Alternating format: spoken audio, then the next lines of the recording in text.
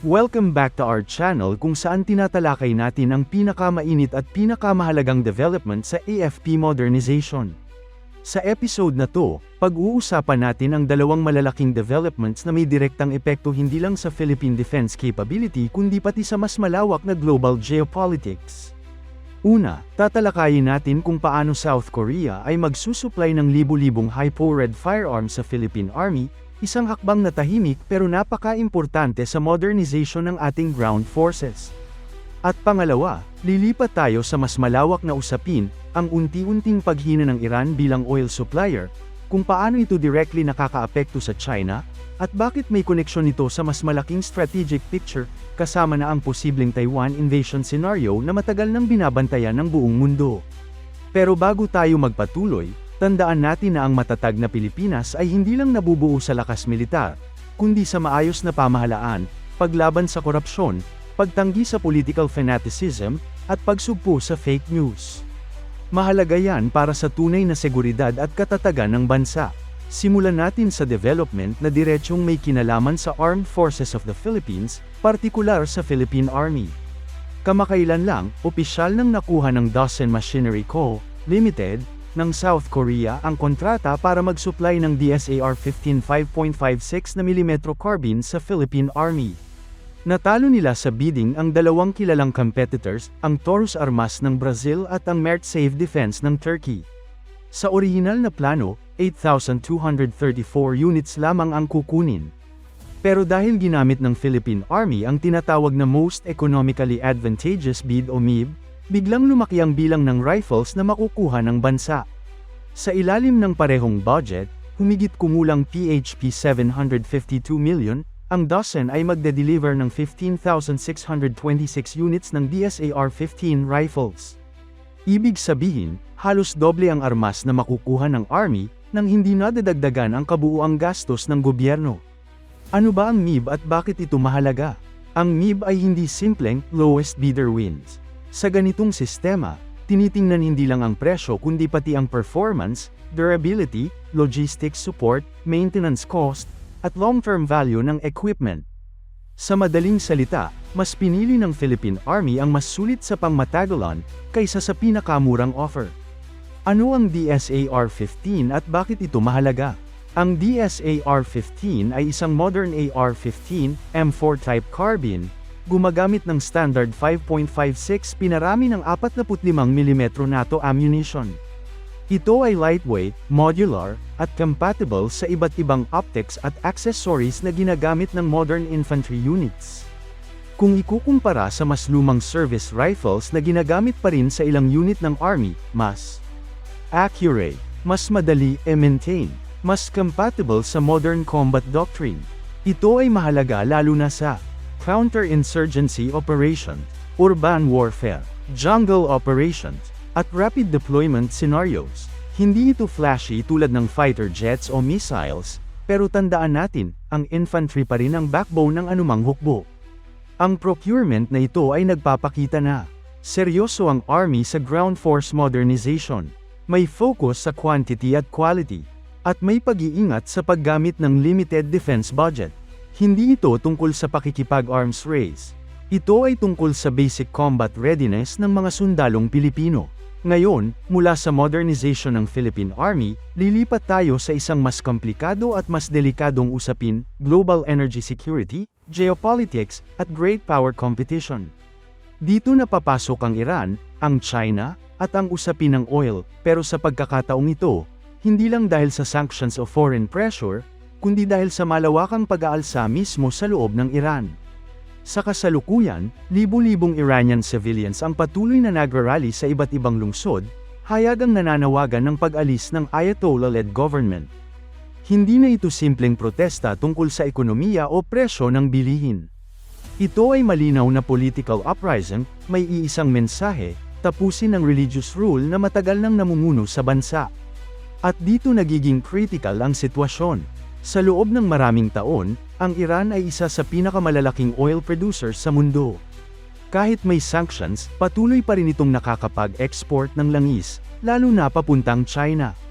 Pero ngayon, ang problema ay hindi lang sanctions, kundi internal instability. Kapag ang isang oil-producing country ay sabay na, may malawakang protestang anti-government, may political uncertainty sa leadership, at may banta ng internal collapse, automatic na nagiging unreliable ang oil supply nito. Bakit ito sobrang mahalaga sa China? Simple lang ang sagot, energy security. Ang China ang pinakamalaking oil importer sa buong mundo, at sa mga nakaraang taon, ang Iran ay naging isa sa pinakamahalagang discount suppliers nito. Tinatayang halos 70% ng oil exports ng Iran ay napupunta sa China, kadalasan sa pamamagitan ng disguised shipments, third-party tankers, at $dollar transactions. Pero ang lahat ng ito ay umaasa sa isang bagay, stable na gobyerno sa Iran. At yan mismo ang nawawala ngayon. Massive rallies katumbas unstable oil source. Kapag tuloy-tuloy ang mass rallies at nananawagan na mismo ng pagpapatalsik sa Ayatollah, nagiging malinaw sa mga oil traders at buyers na hindi sigurado kung tuloy-tuloy pa ang production, secured pa ang oil facilities, o kung may magbabagong oil policy kapag nagpalit ng pamahalaan. Para sa China, ito ay isang nightmare scenario, lalo na't isa-isa nang nawawala ang ibang oil sources ng Beijing. Una na rito ang Venezuela, na dati ring malaking supplier ng murang crude oil sa China. Dahil sa political developments at pressure mula sa United States, biglang naputol ang direct Venezuelan oil exports papuntang China. Resulta nito, mas lalong umasa ang China sa Iran. Pero ngayon, ang Iran mismo ay yanig mula sa loob. At kasabay nito, tumitindi rin ang sanctions mula sa United States. Ang US ay agresibong nag-sanction ng oil tankers, shipping companies, middlemen, at financial networks, na ginagamit para ilipat ang Iranian oil papuntang China. Layunin nito na putulin ang pangunahing source of income ng Iran, at ngayon, mas lumalala pa ito dahil sa internal unrest. Dahil dito, mas mahirap itago ang shipments, mas mahal ang logistics, at mas risky para sa buyers tulad ng China. Para makaiwas sa sanctions, gumamit ang Iran at China ng barter arrangements. Oil kapalit ng Chinese infrastructure projects. Oil kapalit ng machinery at construction services. Hindi na dumadaan sa traditional banking system. Pero sa harap ng massive rallies at posibilidad ng regime change, kahit ang ganitong setup ay hindi sustainable sa long term.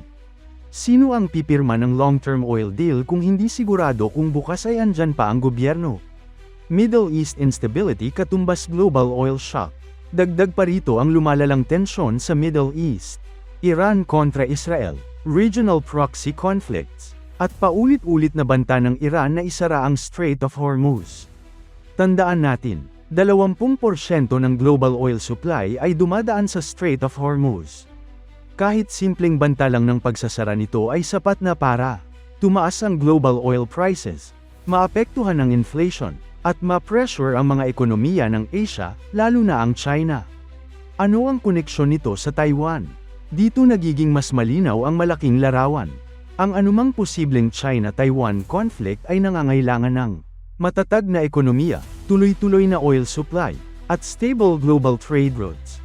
Kung ang China ay sabay na nahihirapan sa oil supply, humaharap sa mas mataas na energy prices, at napo-pressure mula sa US at allies, mas nagiging maingat ito sa pag-launch ng anumang large-scale military action, kabilang na ang invasion ng Taiwan. Sa madaling salita, energy vulnerability katumbas strategic limitation.